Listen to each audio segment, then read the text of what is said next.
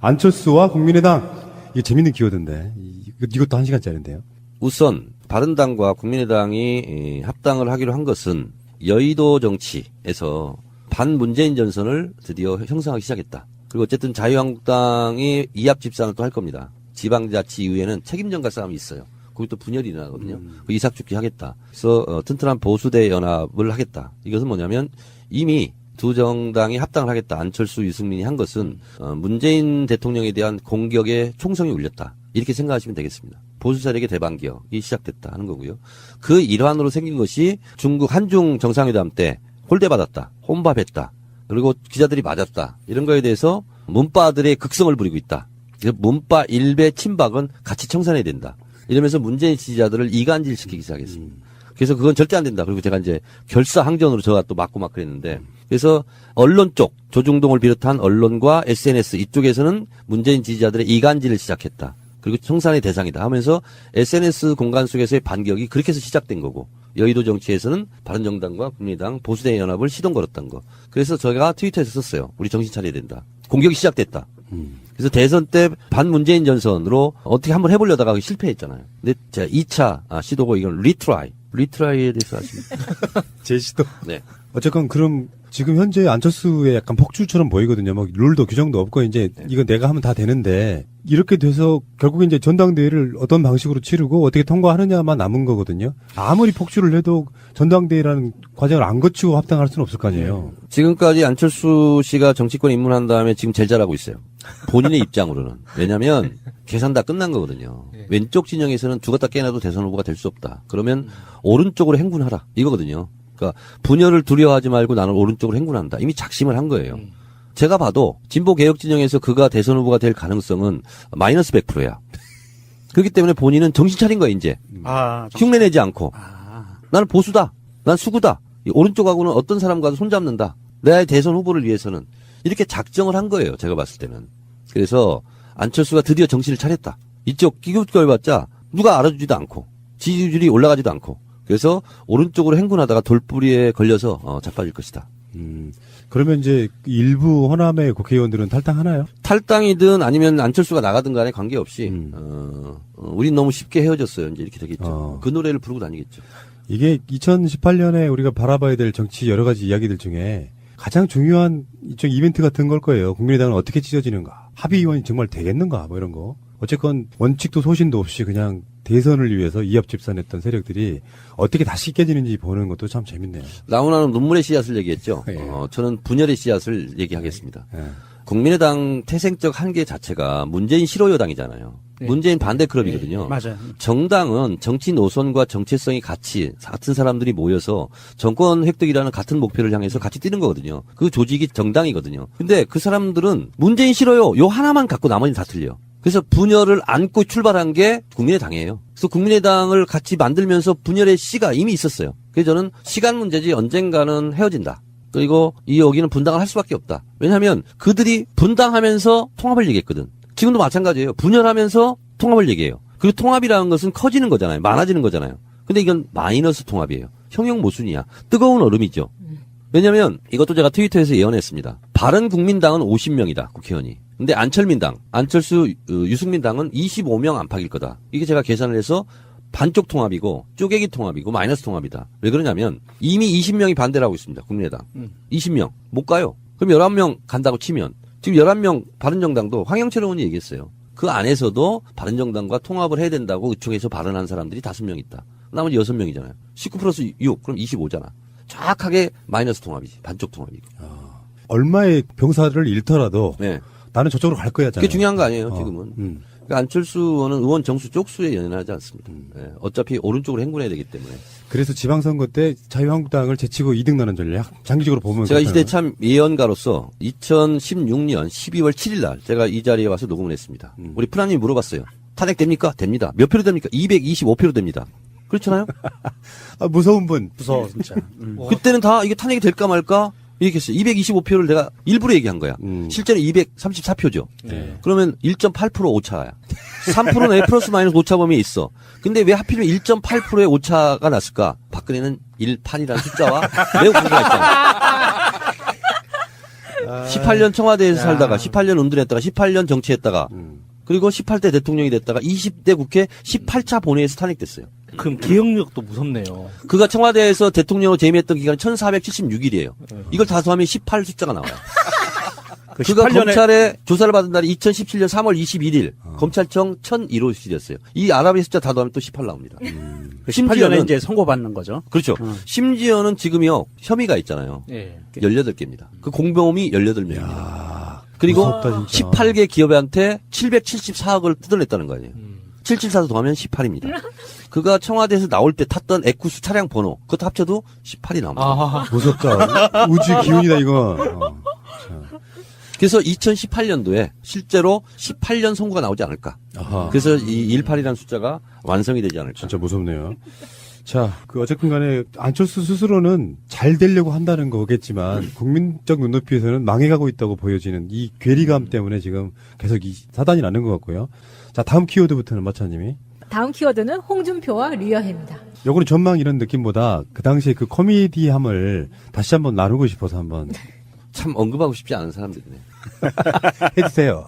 왜냐면 아니, 그 라이온 인형과 유여해 그 얼마나 할 말이 많아요. 지금 이 미래 4차 혁명 기간이라면서요. 4차원에 뭘 보는 거 있는 것 같아가지고. 아, 근데 진짜 궁금한 점은 뭐냐면 캐릭터가 겹쳐 이런 걸 떠나서 진짜 홍준표는 왜 유해를 그렇게 버렸을까? 저는 그 지점이 궁금했어요. 사실은 홍준표 대표가 프레임 전쟁에 굉장히 능한 사람입니다. 그리고 저쪽에서는 가장 유능한 사람이에요. 이렇게 툭툭 치고 키워드 뽑아내고 카피 뽑고 하는 게 굉장히 능한 사람이거든요. 그리고 기자들도 굉장히 그걸 탐복한 적도 있어요. 근데 지금은 제가 봤을 때는 총기를 많이 잃었어요.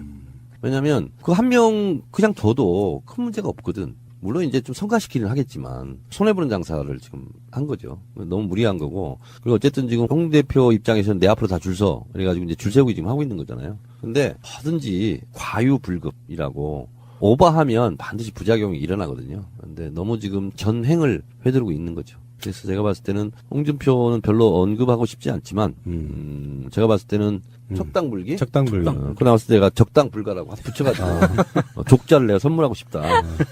적당히 넘어갈 수는 없는 일이지만 별로 뭐 얘기할 가치가 없는 사람들이에요. 정말 놀라웠던 건 정말 공산당식으로 처리해버리더만요. 막말이네 뭐네 뭐 해서 이 사람을 윤리위원회에서 제명, 그리고 최고위원회에서 통과, 끝. 아, 그러면 이제 유효의 입장에서 보면 정말 황당하고 막 미치고 막 지금 아마 화병 걸려갖고 누워있을 것 같은 생각도 드는데 그렇게 정당 운영하면 나중에 탈나죠, 결국은. 그렇습니다. 그러니까 저는 뭐 제가 누구 물어보면 얘기 안 하는 사람이 있습니다. 제 입으로 이름을 안 올리는 사람. 그 중에 한 명입니다. 아, 네. 네, 왜냐면 내 입이 너무 불쌍해져 그래서.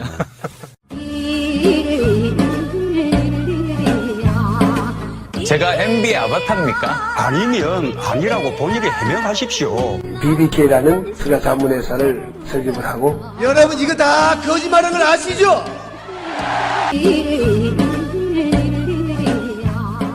자, 다음 키워드로 가겠습니다. 최순실 선고 몇 년이라고 생각하세요? 그냥 뭐 이건 감으로 그냥 때립니다. 15년. 15년이요? 10년 깎여요? 지금 구형이 25년에 1185억 벌금인데 네. 15년이면 많이 빠지는데요? 15년. 아, 15년. 네. 15년 안팎. 지금 우리 정치 인터뷰하는 것 같지 않지? 정치론 것 같지? 점처럼 거. 그러니까 정치와 점치는요 비슷해요. 점 하나 차이네. 네, 네. 아, 그러면 받침 하나 차이예요. 15년이라는 거는 박근혜가 18년으로 가기 위한 필수 불가결한 요소다. 박근혜 전 대통령은 무기 나오겠죠. 진짜요? 네. 최순실이 25년 구형이잖아요. 네.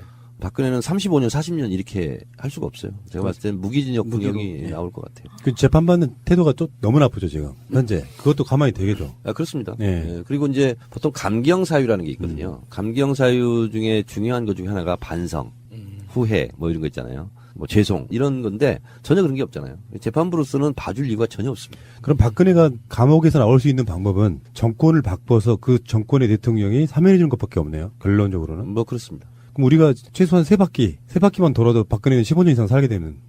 박근혜 못 나오게 하기 위해서라도 정권 뺏기면 안 되겠다. 푸나님, 예. 자동차가 몇 바퀴죠? 네 바퀴죠. 네 바퀴잖아요. 자동차 문을 3개 닫으면 안 되는 이유가 있어요. 자동차 문이 4개예요. 자동차 문을 항상 4개 닫아야 됩니다. 3개 닫으면 안 됩니다. 자동차 바퀴가 4개잖아요. 최소한 4바퀴는 기본이에요. 3바퀴에서 정정해 주세요. 20년. 20년 할게요. 그리고 사과해 주세요. 박근혜는 최소한 20년 동안 감옥에 갇히게 된다. 네 바퀴. 예, 3바퀴 했던 거 사과드리겠습니다. 네. 그러면 22대 대통령 정청래. 괜찮다. 네 번째.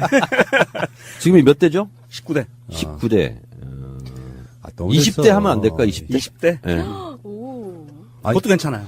팍팍 밀어드릴게요. 정청래 의원이 뭐 의외로 대선 다음 대선 그런 얘기 지금 하면 안 되는 거지만 잠깐 정말 30초만 하면 시대의 흐름에 따라서는 강력한 대선 후보가 될 수도 그럼요. 있다고 봐요.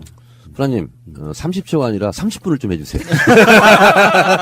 아니 이제 신임 대통령에 대한 그 뭐랄까 A가 아니라 그래서 이야기를 좀 안 하려고 그러는데. 근데 어쨌건 마차님은 이런 부분에 끼어들어가지고 막 얘기를 해야지. 저는 새날에서 외모를 담당하고 있어요. 그래서 조용하고 있구나. 그러면서 나를 계속 지그시 바라보고 있어. 의원님, 척하게. 의원님 450만 원만 빌려달라고 하면 빌려줍니다. 별명이 450만 원. 450만 원이요? 사기당한 적 있어가지고. 보이스피싱? 네. 보이스피싱 당한 사람들하고는 그 눈을 마주치지 말라고 그랬어요. 이것도 한 번에 맞추시네요. 네. 자, 다음 기회 듭니다. 다음은 지방선거.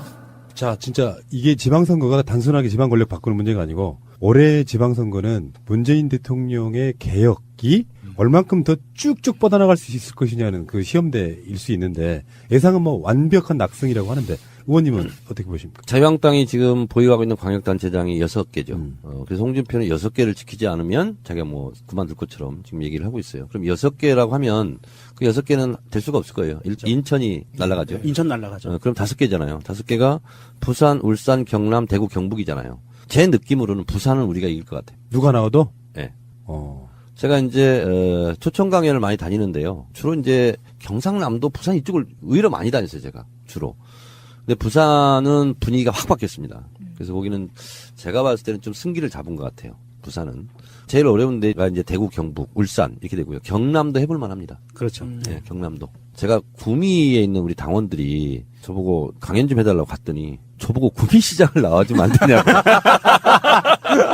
정청래 의원이 구미시장 나오면 될 것 같고 그래서 좀 희생한다고 지금 컷오프 됐는데도 덕헌 재단하고 다녔으니 우리 구미 좀 살려달라고. 그래서 그것 때문에 불렀더라고 나를. 아니, 구미시장을 나가면 그 박정희 기념해서 만들어 놓은 거 다 어떻게 한대요? 그래서 구미부터 깨야 되지 않냐고. 아, 남유진 시장 지금 가슴이 콩닥콩닥 하겠다. 정청래 구미시장 출마 계획 있어.